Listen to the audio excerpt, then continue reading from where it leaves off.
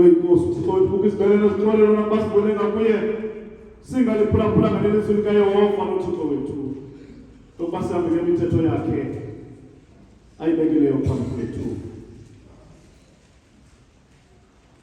Bathandwa siyasiyala izibhalo singcwele kwindawo ngendawo amasifuna sicela izono zethu ezininzi nokukhohlakala kwethu noba sike sizifihle ebusweni boThixo namandlonke kuba wethu wasezulwini ukuze benako ukuzixela ngenhliziyo elulamileyo nelilayo nethobekileyo nevayo ukuze sizuze ukuxolelwa kwazo ngabo ububele bakhe ngelo tafula lakhe lingenambaliso.